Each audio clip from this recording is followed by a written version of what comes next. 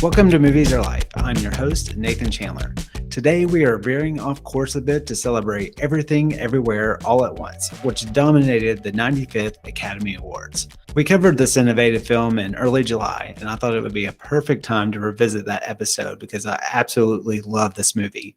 It was my favorite film from 2022 and very deserving of all the recognition that it received. Before we jump back in time to revisit that conversation that I had with Charles Mills, a couple of thoughts on the telecast. At the time of this recording, it's Monday evening after last night's show, and I have actively avoided all opinions and takes on the show. So I don't know how close my thoughts are from the public discourse. So I have always adored watching the Oscars. It's always been fun for me to predict who's going to win, but it's also a show that's a suggestion of what great films there are to watch, as debatable as that might be. If anything, it's a celebration of film, which is one of the things that I love most in this world. And as a kid, the glitz and glamour of the show fascinated me. All I could think was, wow, these people love movies as much as I do.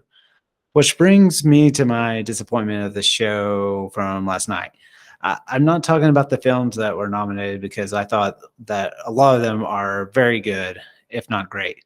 But as my girls are getting older, I've started to make them fill out a ballot with me and watch the show. It's fun for us all gather and compare and contrast, and they all get mad at me because I usually get more than them. But I may be too sensitive on this, but I didn't think anything about the show from last night would cause them to want to watch movies or to spark that excitement that I remember feeling as a kid. The show played it completely safe last night, which I completely understand, especially considering what went down with the slap last year with Will Smith and Chris Rock. It felt like an old school type of award show, which I might have been needed to move forward, but I didn't feel the magic that I normally felt.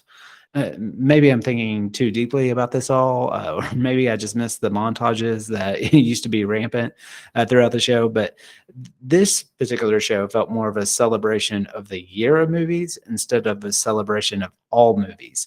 And I feel like that made last night's show fit a bit cold. It didn't help that Jimmy Kimmel was constantly reminding the audience how long the show was going to be. It's like when someone tastes something and says, "Oh, this food is awful. Do you want to try it?" You're like, "Of course not." It's as if like Kimmel himself was dreading what was to come. And I just didn't think that helped the flow of the show at all. I actually liked Kimmel as the host, and I appreciated his confidence. I thought he showed professionalism, but he also wasn't afraid to make some biting jokes here and there that kept the show a little edgy. I particularly liked his jokes about Tom Cruise and James Cameron being absent from the show. Here are the two guys who, quote unquote, save movies, yet they didn't attend the show that celebrates their achievements from the past year. I mean, the egos on those two. I mean, I don't know why they didn't show up, but you can read into it the way you want to. But I'm glad Kimmel went after them a bit. I'll admit, I think the standout segment of the night was the Best Supporting Acting Awards. Both Ki Hu Wan and Jamie Lee Curtis made me tear up during their acceptance speech. Ariana DeBose and Troy Kotzer did an amazing job presenting, and it showed that they actually cared about presenting the awards. I thought that made it extremely touching. Can we all agree that the original song segments have got to go? I'm not talking about getting rid of the award. And once again, understand why they showcase the performances. The Oscars, it's a TV show. It brings some life to the show, but for the most part, I think a lot of the songs and the segments are unforgettable, and I just think really draw out the length of the show. How do you all feel about the presenters giving an introduction to a new trailer? This is certainly a new form of advertising. It probably worked in the moment. It made me watch, but I have to admit, I like the Warner Brothers 100 Years celebration trailer, maybe because it contained that montage that I've been missing the past couple of years. But I know one thing for sure. I have no desire to see the new live action Little Mermaid. What is our fascination of seeing humans in CG worlds? I just rather watch the original animated film. Okay, I need some feedback from you all on this one. And you can email moviesareLifePod@gmail.com to let me know your thoughts. So, do you think the cocaine bear bit worked? Did it was it funny to you? I thought it was funny at first, but then they kept going on with it to the point that I didn't think it was funny. But then I felt like they were paying for the costume and the actor who was in it, and maybe they wanted to get their money's worth because then the bear appeared again during Kimmel's crowd segment, and then even towards the end of the show backstage. So their dedication to the bit, I think, eventually won me over. But I would love to know what you thought about the cocaine bear. So I think overall there weren't any huge shockers from the night. I think the most up in the air category was for best actor. I was hoping for a Colin Farrell win, even though I wasn't expecting it. But I knew most likely it was between Austin Butler and Brendan Fraser. And as the night went on and Elvis wasn't winning anything, I thought, oh, I think Butler is not going to win this award. And sure enough, Brendan Fraser won, which now means that I need to watch The Well. I know a couple of friends have seen it and were pretty blown away by it, and so it just cemented that for me. I mean, two guys from Encino Man won the Big Actor Awards tonight, which is hilarious.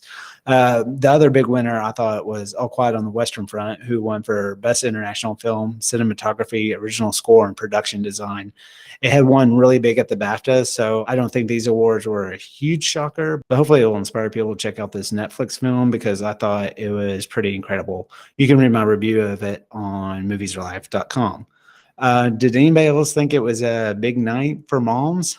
I just thought there was an unusual shout out to the moms in the audience.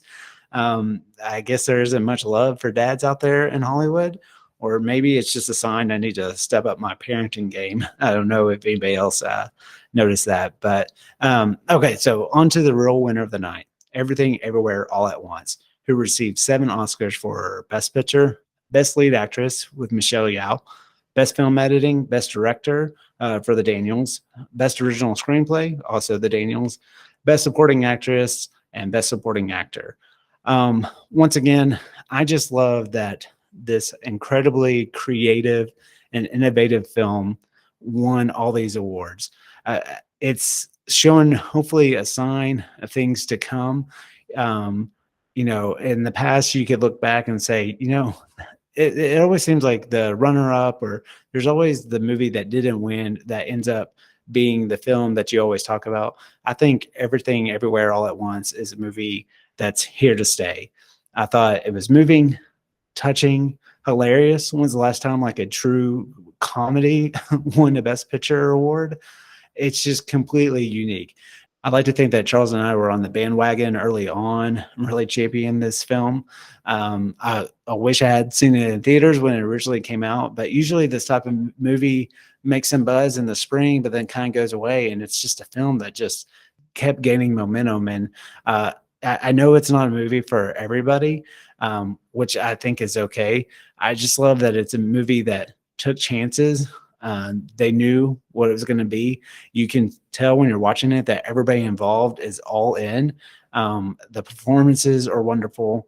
The editing, all the awards that it won, it was completely deserving. If you can't tell, I'm extremely passionate about this film. I think it's an incredible example of how our world is changing, hopefully giving more diverse voices a chance to shine. And hopefully, by replaying this past episode and me talking about it now, will inspire you to check it out.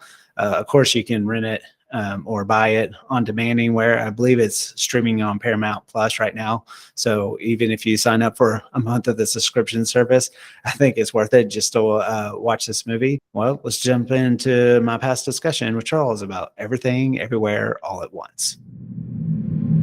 I don't know why I thought of you to talk about this movie with. I think more so because I just know you see everything in the world, and so I knew the chances were high that you've seen it. I don't know what that means. No, but it's a good. But also, I mean, it's not a Everything Everywhere All at Once. It's not a superhero film, but so much of it, especially kind of just has that key term that Marvel has been using for so long with the metaverse and everything. I was just thrilled by the whole thing. I'll be honest, I just finished it a couple of nights ago. I'm still kind of wrapping my head around it.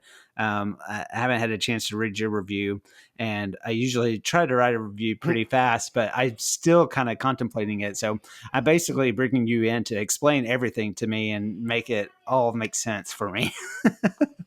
Because it's a wild film, Okay. but no, No pressure. no pressure. But no, I thought so a layperson could still really follow it, and I thought it did really well in the exposition scenes of kind of explaining everything, but still in an entertaining way, and when they chose when to do that and when to not. But I mean, Right. it's a film that completely captured my attention, and I couldn't stop watching it. Like, you just had to see where it was going next. How did you connect to it? I guess since you bought the Blu-ray, you liked it. Yeah, and I'm kind of bummed you didn't have me on for your to talk about the X movie, because I love the movie X, and I love this movie. This movie is actually probably my one of my favorite movies of the year so far, Yeah, if not the favorite. It's yeah, like I said, I saw it in theaters, and that was kind of a interesting experience. There weren't many people there, and as I was leaving, I was thinking, well, this stinks because people don't know about this movie, and it's not, but it still did well. I think it's like yeah, A24's biggest movie, right, so for that's great because they, as you guys were talking about in the X episode, they make really good quality movies. right. It seemed to be, at least they yeah, because I believe the way I understand it is they give like the directors like a lot of freedom and flexibility, because this could not have been made by a larger studio. They wouldn't have allowed a lot of the stuff that happens. What It's kind of kind of out there. what kind of notes would even one, even if I was like a head of a studio, and was trying to give notes to this, like, this totally, if anything, is like, I'm just going to trust you with this material, because I don't, just reading it on paper, Right. I don't know how you could really translate, okay, you need to put googly eyes on a rock. Okay, I guess we'll just Well, go with this. that's what the case is here. You can't see Oh, it; it's all nice, white on your side, but it's all a bunch of googly eyes. nice. But yeah, well, so that's the thing. Like, this is not an attack on like the Marvel movies at all, but I think this handled the multiverse better than they have so far.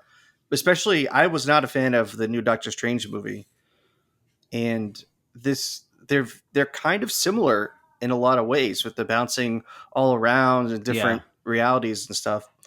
But this one, this handled it so much better. It was like a kind of mature take, and it in the review that I wrote, I basically said to be cliche, it really is kind of everything, Mm-hmm. everywhere to everyone. It is so much. I guess at the heart of it, it's about accepting yourself and being content within your own Mm-hmm. universe.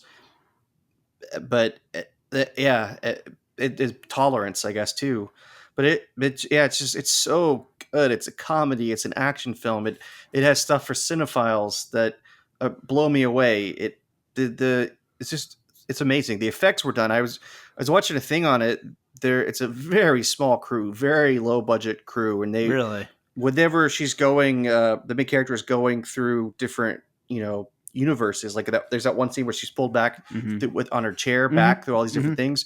What they did is they actually took a GoPro and they just walked around different streets, and then they did like a green screen around her in the chair. They just like pulled her back, and so it's just GoPro footage. That's all the Wow. stuff, but they did it so fast, they sped it up that you can't tell it is.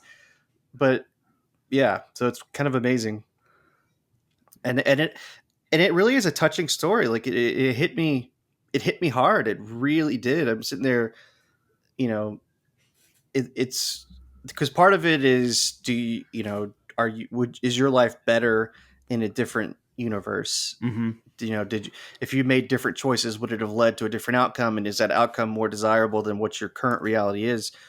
Which I'm a sucker for those kind of movies anyway. I Yeah. it falls in line with It's a Wonderful Life, that kind of stuff. There's a really good one. What is it called? From the '80s or early '90s, uh, with oh, what's his name? John Belushi's brother. I can't think of his name. But anyway, it's a really good movie. I think it's called Mr. Destiny. Yeah, It's Michael yeah, yeah, Caine and John yeah. Belushi's brother. You seen that one? But it's like, if he's a baseball player, and like in his reality, he missed it, lost the game, and Uh-huh. that changes the outcome. So he gets a second chance to score the winning home run, and his life's completely different. But he realizes that's not what he wants. Right. Anyway, in this movie, it's not really saying, that's not what I want. It's saying be content with what you have. Yeah. All these are possibilities, but you've made all these choices. Right. Yeah. It goes to So, the and heart it's of, reconnecting between the mother and daughter, and yeah. yeah, Yeah. And it's going to the heart of, I couldn't help but think, that saying that's, there's only two things certain in life, death and taxes. And, I, I don't think regardless of where you have been in life and economic stature, that element of meeting with the IRS and the financial aspect of the laundromat, like everybody has had some kind of financial pressure somehow, somewhere, whether it's personally or through a job or anything like that. And so just right there, the fact that I thought they really took a really true human story and then kind of wrapped around, and I say this in a lovingly way, all the zaniness around that. But that's the core of the story, and it even comes into focus even more by the end of what its really simplistic messages. There's a lot of theorizing of everything, but at the end it's almost kind of, you can't help but think of the Beatles, like all you need is love type of concept, and it right. it totally makes sense by the end of everything. Well, that's credit to the editing as well. Uh-huh. I mean, obviously the production design, all that, the directors, they knew what they were the Daniels, they knew what they were doing, but the editing is phenomenal, and that's I think part of the reason why this movie does better than Marvel did, because despite all the craziness going on, you're never really lost. No. You may be confused at a moment, but Mm-hmm. it's quickly, explained, and it's so even though she's literally bouncing around one thing to the next, you're following it, and I Yeah. love that. Yeah. It's and kind of what you were hitting on earlier. It's a universal story, and so it's really cool actually that it's about an Asian family. Mm-hmm. It I guess it could have really been about anything, but it actually takes like a lot of like Asian culture and this Asian family, but it tells it in a universal way. Yeah. So that's really cool, and it deals with LGBTQ and acceptance that way from one generation to the next. Mm-hmm. There's a lot going on. Like, no matter who you are, this movie will relate to you at least some way. That's the beauty of it, Oh yeah, for and sure. that's why it hit me. It's like, wow, like, you know, and and actually, to go back to the movie X, they that movie was a lot about like the aging process and all of that, and like what it means to get old and not be seen as attractive anymore, not with it. It's kind of an interesting thing. Those two A24 movies that I pretty much saw back to back, like they were like, it was like a week apart. I saw them, I think. I know, and as But as we're yeah, get, so there's some heavy stuff in these movies. I know it doesn't. As we're getting older and just have kids and stuff, it's just like I don't know if I quite need all this entertainment to have me pondering about life so much. Oh, speak for yourself, man. I'm in my prime. well, well, The, I like what you. I that's like. Doc Holliday. Yeah, I like what you said. Like, I knew kind of the context of this movie, and like, there's different like versions of herself, but I really liked the concept of her. What I didn't expect was, you're always kind of at the home base of like quote unquote current day life of the laundromat, and then them being in the IRS office, and so that was like your base. So even when they jumped to her different, we really weren't in those worlds all that much compared to, Right. yeah. And so I really appreciated that you, you could always, even though you might kind of your mind is trying to keep up a little bit, you always kind of knew where the it's weird to say the main character, but you always knew where your set, like, family was, and so yeah, I really like that. So even if someone who has not even watched any kind of Marvel movie, if they, my in-laws, they love movies, if I showed them this movie, I think they would still, even though it would be pretty mind-blowing to them, I think they would dig what they saw, because I think it always keeps you in a comfortable place, It despite the does. fact that Yeah. there's And talking raccoons and well, but see, that was a good joke that paid off. Like when yeah. they were, they set it up very gently, like, just a funny quirk the way she said the name, and then it ended up being that's in a different reality. I really that actually really cracked me up. There was some definitely laugh out loud moments, Oh yeah. but it was really impressive to me how each of these universes had their own like signature look to them. Mm-hmm.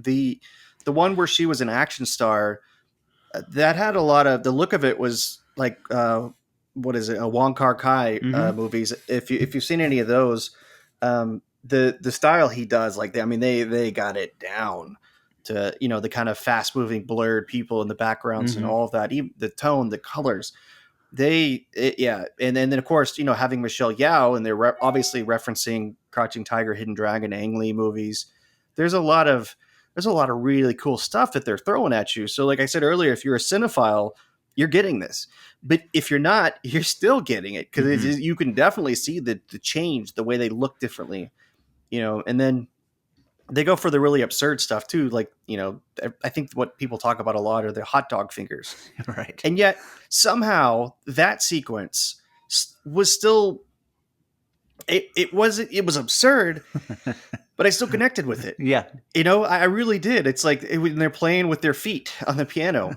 I was like, that it's crazy, but I still care about these characters. And in that life, the tax person really is loved by, is like, Mm-hmm. that, because I think that's the whole part of it too, about love and being accepted. And the tax person doesn't feel like anyone would love her, but Mm-hmm. in that reality, she was, even though she had hot dog fingers.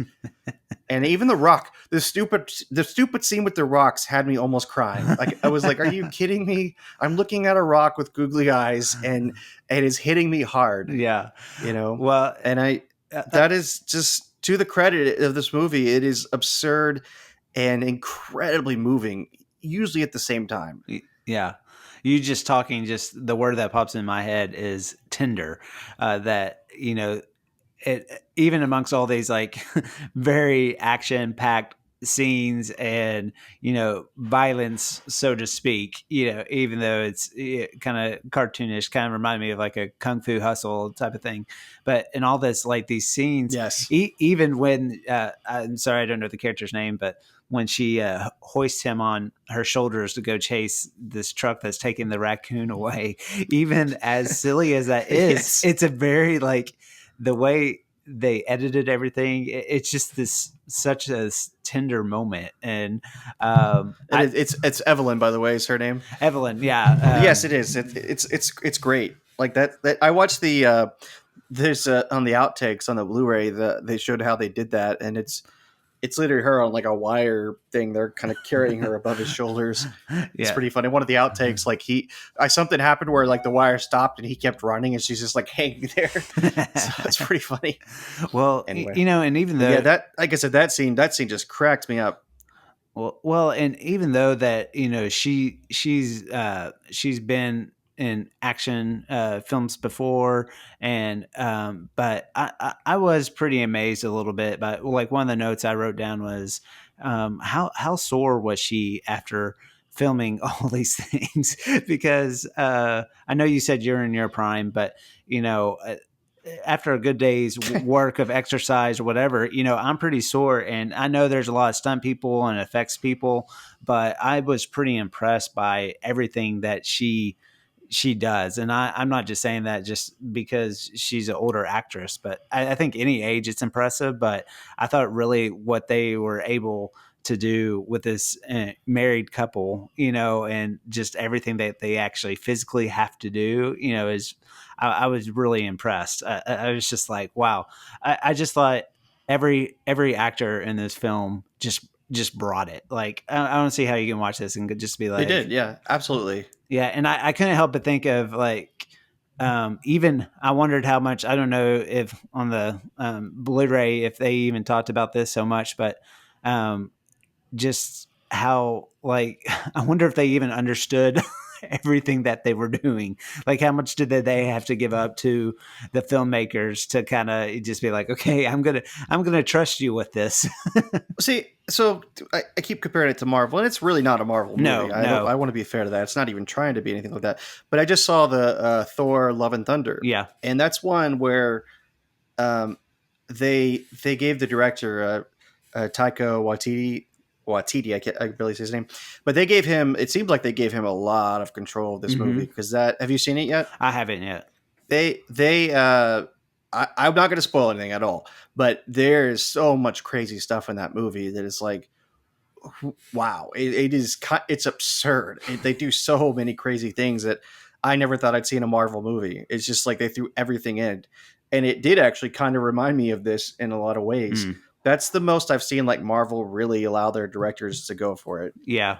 I really hoped a film like this would get some Oscar love. I don't know if it released too early for it to even, be in the minds of Oscar voters, but to me, and Oh, I hope so. it may be too far out there, but I, I, I really don't. I think this is, like you mentioned, A24. This has been a very successful film for them, and I think they could. I think if people really found this digitally, I think it could really find some legs because not just the filmmaking, and honestly, if you look at Oscar voters love the good feel, good feel type of stories. This is a very much like you feel really good after this movie is over. And I thought all the actors involved were amazing.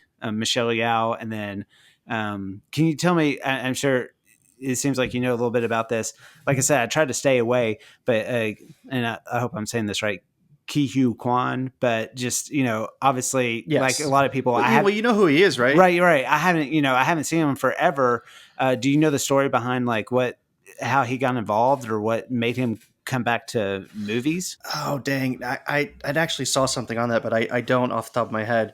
But for those that don't know, he was in Indiana Jones and the Temple of Doom. That's like his most famous role, Right. and the Goonies, And of the course. Goonies, right? Yeah.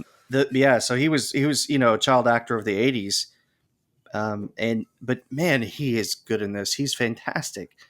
The to your point of Oscars, I really hope this gets nominated for a bunch of stuff. I really do.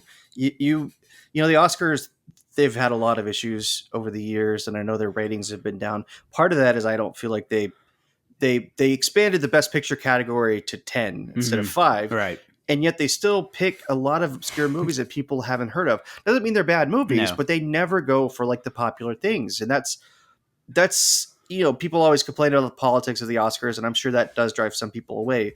But I think the biggest problem is that people don't tune in to root for movies that they haven't seen. Hmm. And this is one that I hope it does become popular over digital, and I hope it becomes kind of like a cult movie. It's one that I see connecting with a lot of people. I think it's accessible, and Hmm. it's mainstream, even though it's really weird. Yeah. And I hope that it could be one of those 10 movies nominated. Right. I really do. Yeah. And Michelle Yao, I think she needs to be nominated for Best Actress. I Uh-huh. really do. I There's agree. so much she has to do, Yeah. and she carries the movie and carries it well. And Quan for best supporting actor because I thought he was awesome in Yeah, it. He was so good, and just to be able to it yeah, it really was flip characters so fast, and but also where you see it, but you in the can, same scene. yeah. Like It's just like, oh my gosh, like how much have we missed out with this guy? But I mean, I'm hoping that like if a film like Parasite can win Best Picture, that hopefully this movie can have those same sort of legs to it. yeah, Uh, no, I think that movie definitely paved the way because that was I don't think a lot of people expect that Parasite to win that. It had already won Best Foreign Language Film, and it's like, well, okay, can it win the best? And that's a really awesome movie too. But this one, I feel like this one has the potential it's to be even more universal, because with Parasite, a lot of it's a great movie. A lot of it does, I think, deal specifically with like, South Korean type things, Yeah. where they live and the Yeah. socioeconomic things of it. This one I would say, is much more universal. Yeah. And so I really, yeah, I just really want it to be recognized. That's a big thing. And I also want to say, like, the having Jamie Lee Curtis in it. Yeah. She's a popular actress and she's really good.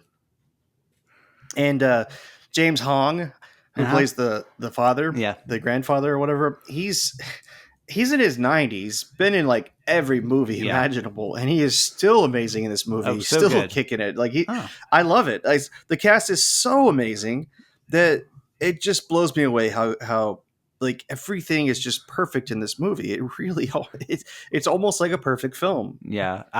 Like I said, It just is. I tried to stay away from it, and I stayed away enough from it, like spoiler wise and everything. I had no idea Jamie Lee Curtis was in it, and Jenny Slate. I mean, those just like completely like surprised me, and but it's not just stunt casting. That both of them and their parts add like so much to it, and it was really fun to see Jamie Lee Curtis. It's not just like, it is a serious film, it's also a fun film, but people in it, they don't take it. You can tell they're not taking it too seriously. They're enjoying it, but because they're enjoying it, it just elevates the material to me. And even if you don't like this movie, I don't see how you cannot keep your eyes off of what's going on. I'd be shocked if somebody was like, I just had to see what happened next, even though Well, you could tell that they all believed in it. yes. They all had to have some concept that it was going to be a great movie, because they're all fully committed. They all believe in the vision of it. Mm-hmm. And that's it's the it's the type of movie that I wish I could have made. It's the type of movie I would love to make.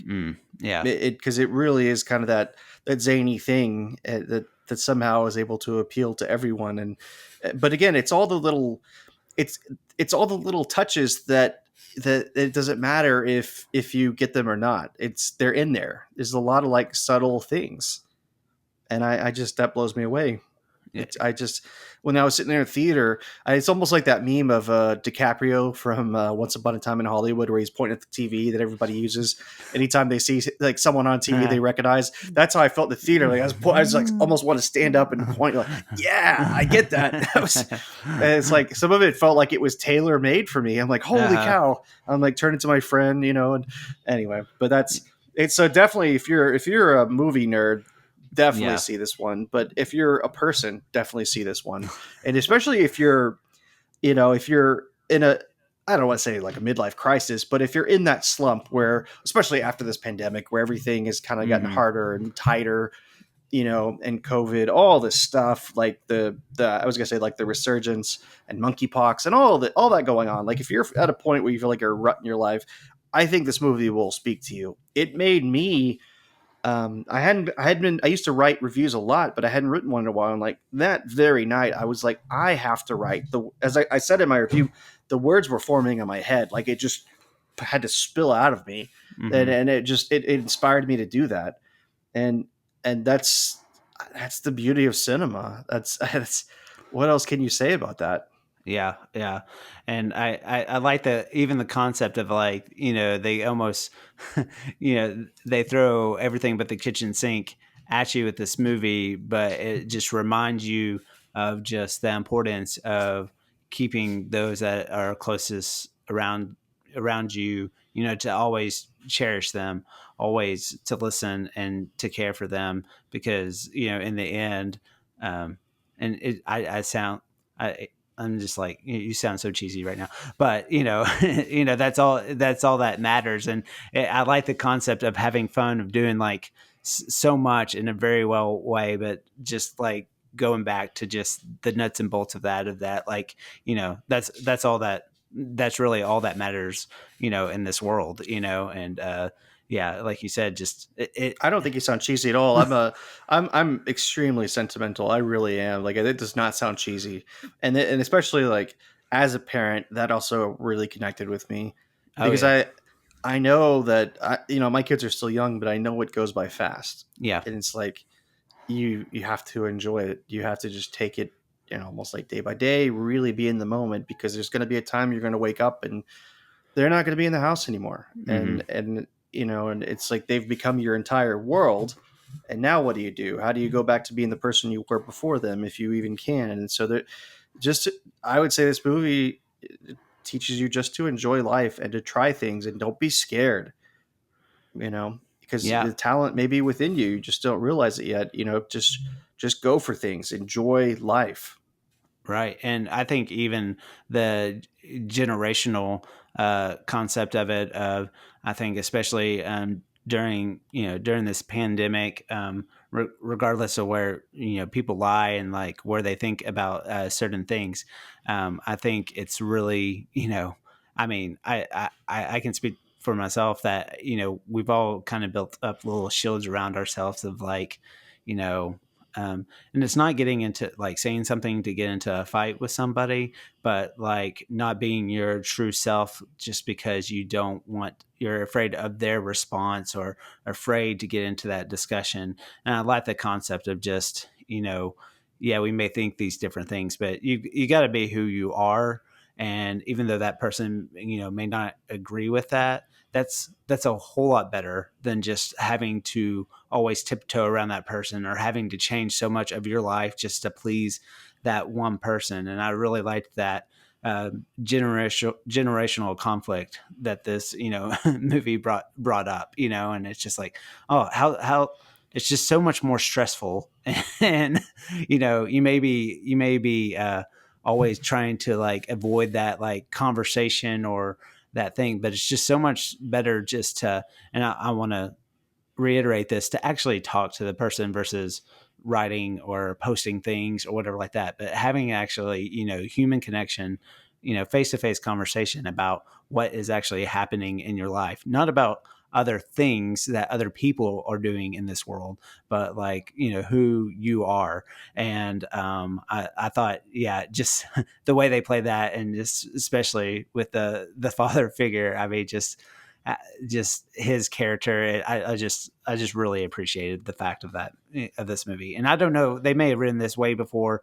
I mean, that's always been something that's existed, but especially with these current times, I think, it's like it's kind of the right movie at the right time, really.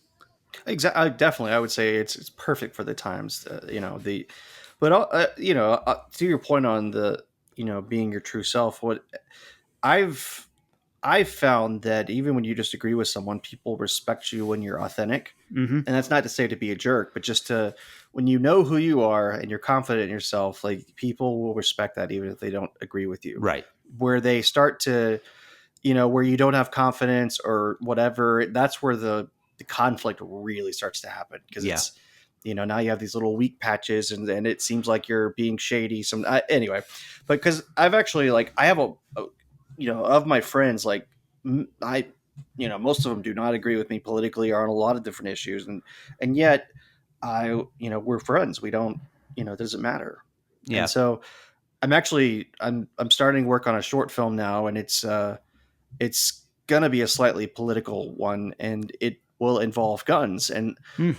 but I'm gonna have friends that are on the complete opposite ends of the aisle on that issue, and they're all going to be helping me make this thing. And so, and I feel like I'm able to do that because like I said, they know where I stand on it. I know where they stand. Yeah. We're all are being authentic, and we're all trying to make the best thing of it.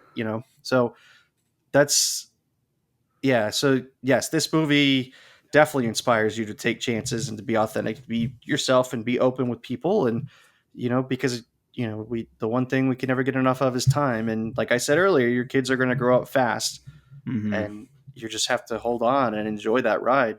Yeah. Even So I'm the one that probably sounds cheesy. I'm an extremely sentimental person. I really am. Like if you know, even like, you know, seeing like pictures on Facebook of memories from, you know, when kids were first born or whatever, it's like, oh, be still. Like I get real emotional on it. I really do. So, Do because you, it's like time has just flown by. yeah.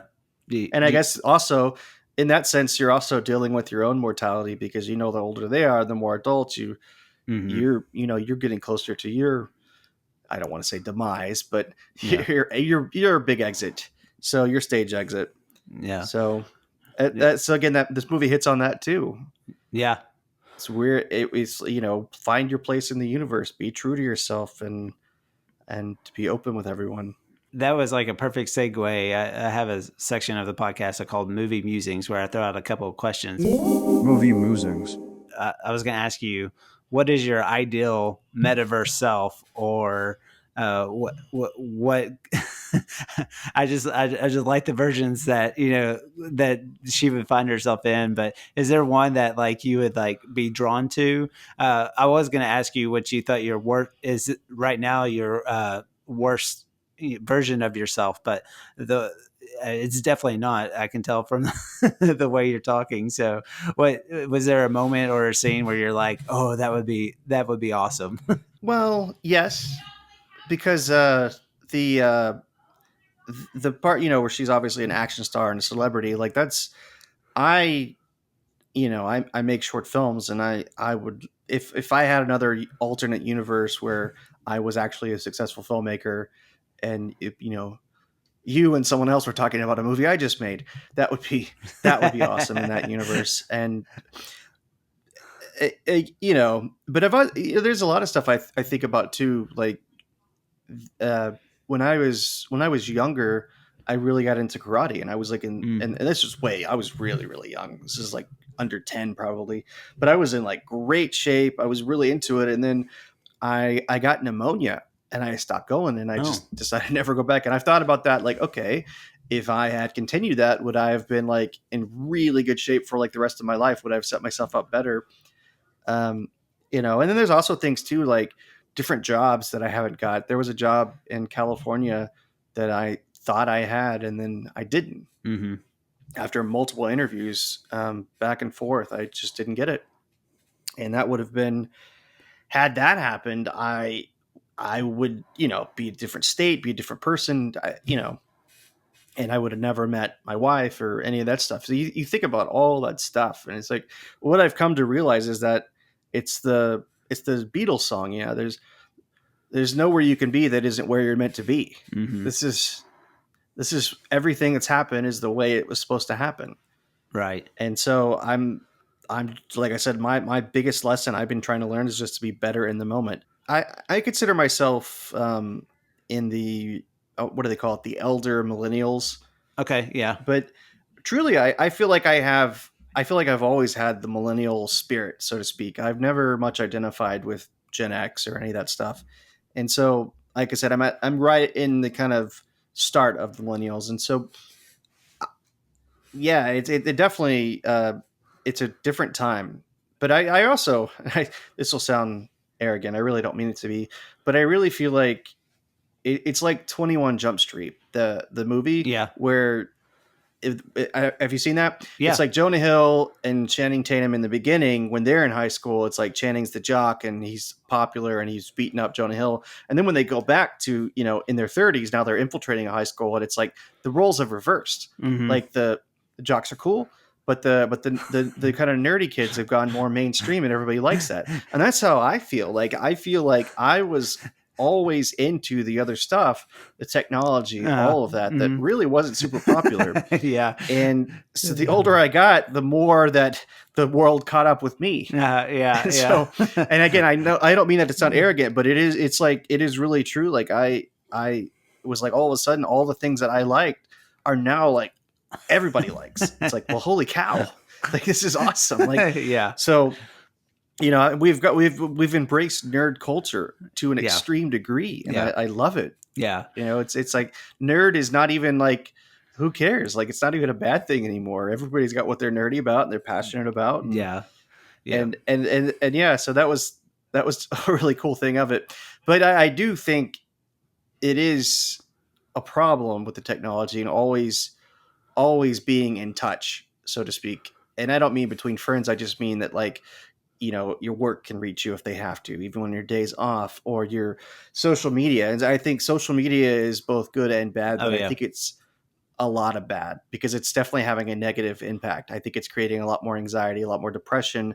The Some of these like mass shootings that we've referenced earlier, some of them, they're being live streamed, Mm-hmm. and it's I really I'm not saying this is the cause of it by any means, but I do think social media is making that worse.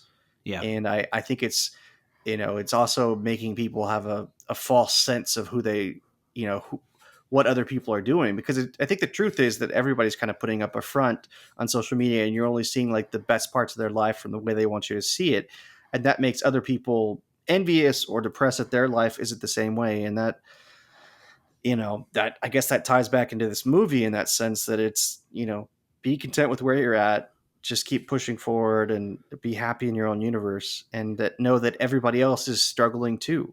Yeah. It's and maybe you'll relate to this as a parent, that you when I was young, I thought my parents had it all figured out and everything else. And when I became a parent, it's like, well, I don't have anything figured out. I don't know what I'm doing. And everybody I talk to generally feels that way. I don't know if Yeah. you feel that way, if you and Whitney feel that way, but yeah, it's like I realized I have no idea what I was doing, and I bet my parents didn't either. You just do Yeah. the best you can. Yeah. Try to not judge yourself based on other people's lives, especially their quote unquote fabricated lives online, Yeah. and realize that you may not like the angle of yourself, but there's always a good angle to take a picture of you from. So you don't like that angle, try something else out. You can look great. Yeah. Everybody looks great. Well, yeah, So yeah. I don't know if you catch yourself doing this, but I mean, I've always liked photos and photography, and you know, I was thinking about, like, I used to look at past photos of like how I looked in them. Like, oh, what did I look like as a kid, or what did I look, when I was a teenager, and that sort of thing. And I'm starting to look back now at like what my parents look like, and not so much the style and generation, but like, oh my gosh, because now you place them, now that you're the parent, it's just like, oh my gosh, they were, they looked this old when I was, you start looking at other people more so yourself, and really go, like you said, it's like, oh yeah, like, how did they, how they handle this? You think you're going to do so well handling certain situations, and then you say something or do something, and you're like, oh my gosh, I sound just like them, or whatever, so. yeah, I was gonna say, have you had those moments where it's like, you realize that you have become your parent, Oh, for sure. and that's weird how that seeps up on you. Yeah, I've had that a few times, and it's like sometimes I'm saying the exact words in the exact way, and I'm like, and it may have been something when I was younger that I didn't particularly like, and now I'm saying it to my kids, and it's like, oh wow, like what, that became internalized. It was something I didn't even want to do, and now I'm saying it to them, and how's it gonna affect my kids that way? And it's sometimes it's hard to separate the good and the bad. It's like you fall back on certain things in your life, even if you don't necessarily like them. Right. But it is really weird, and that's how things become generational, Mm-hmm. and they keep repeating. Yeah. It's really hard to change things. You get back to that what you're comfortable with, Oh yeah. Oh yeah, for sure. good or bad. Right. um And I have a tendency to definitely live in the past. I This is a really weird thing, but like I grew up watching Siskel and Ebert. mhm. They're part of the reason I love films as much as I do. They would, and I also grew up like Joe Bob Briggs on like Monster Vision, and well, now he's back on Shutter. So now I've got this guy that like he helped me love movies, and I get to watch him, weekly on Shutter, and that's making me like, it makes me feel like a kid again. Oh And yeah. for Siskel and Ebert, I've been going online and actually on YouTube, and I've been watching their old shows, Yeah.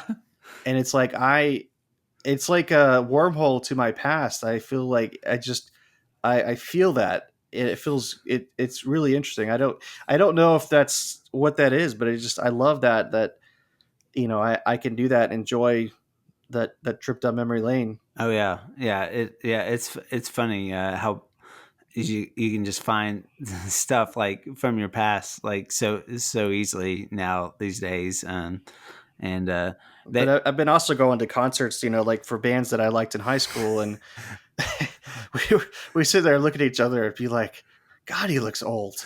Man, we're old. Like, what's happening? Like they, it's like, yeah, oh wow. I mean, anyway, yeah, we're not even old, yeah. but My one whatever. of my It's kind of a really sobering thing.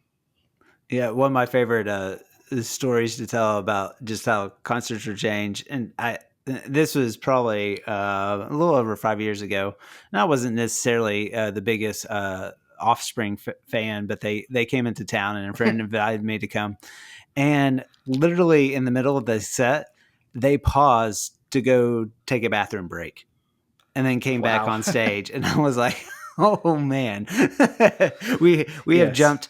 jumped into a new stratosphere." And also the joke about the like Super Bowl halftime show this year was just Yeah. like the fact that like everybody was like, "Oh yeah, this music is great," and it's like that's when you realize you've become old because now the halftime show is the music you grew up on, so Well, yeah, and the oldies radio stations are the music that I grew up on. It's like, like, wait, like, how did they start adding the '80s and '90s in there? When did that happen? right. Like, so, I guess I'm in denial about that still because every time I think of years and stuff, I relate everything to the year 2000. So if someone says 1980, it's 20 years ago instead of 40 something. Yeah. This is how I relate to everything. What It's year? like, no, yeah. What year were you born in? What's up? What year were you born in? Oh, I have no idea. I have no idea. Really? Oh yeah, I've never. What are you talking about? 2002. You were born in 2002? No. Yeah. Okay, we'll just go with that. Okay. Well, on a less serious note, what you We can worked together. I was a young teenager when we were working together. yeah, man. I think I might have just gone into a different place. Well, you hit on it a little bit, but like I was a tween when I was working with you. make me feel really really old. Well, you hit on it a little bit, but how disturbing are hot dog fingers? But I'd like to tell you, tied it back. When I wrote that note, I actually did it like right when they introduced the concept, but then when they kind of once again going back to the word Tinder, when they went back, the scene of how it played it, you're just like, how am I buying into this story with two ladies with hot dog fingers or whatever like that? But I also what I loved about it was the fact that they were. I liked how they pointed out the ridiculousness of it. Even when she's watching the television screen of the like kind of throwback to the Sound of Music type of movie Yeah. or whatever, and then the fact that she even kind of gagged a little bit. Like I love the fact that they like are very much aware of like what a like kind of gross concept that they're introducing into. And it is. It is. It's like that's the. I do feel like they really. It's like they were trying to come up with something weird, really weird for that, just for the sake of being weird. But again, they spin it to where it's actually, as you say, tender. It's a charming moment, and I love the piano playing with the feet. Very nice. It's a skill set I have not tried. It's a really to, nice scene. Yeah. Oh, and the making of it, I was watching that like they had like I guess I don't know if it was like underneath fake feet or whatever, but it was like hands underneath like feet on the piano that you just couldn't see the hands. oh, So they were like actually playing it. yeah. Oh, wow. That's pretty cool. That is cool. Well, I don't want to.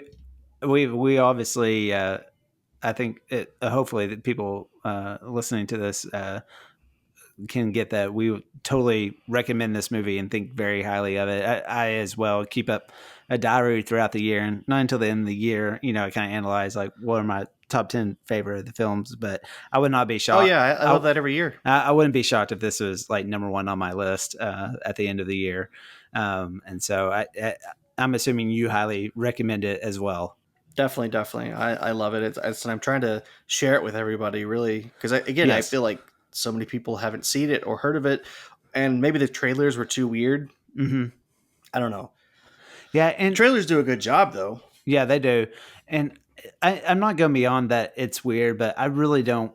After it's over and you look back at like the themes and everything like that, I mean, I really don't think it's that weird of a movie, especially through like other concepts that are being thrown out these days. I mean, uh, It's no weirder than like The Matrix. right, exactly. Yeah, that's a good point. Yeah, for sure. All right. So, have we inspired you to check out this film yet? I hope you do it. Go do it now. Funny enough, I just got this email, and apparently the Oscars drew 18.7 million viewers, which was up 12% from last year. So my criticism may be void. It seemed like people checked this out. I kind of wonder if maybe they were hoping to see another incident like the Will Smith Chris Rock slap. I don't know. I'm pretty shocked, but hey, if anything, it's given this movie a bigger light to shine, and hopefully people really check it out. So thanks again for listening, and as always, check out moviesarelife.com for past episodes, reviews, and more. And next week, speaking of Will Smith, we will be talking about Hitch, which is number 15 on the 50 best rom-coms list. So I had a really good conversation with Joe Kendrick on that one. So look forward to that and hope everybody has a great week.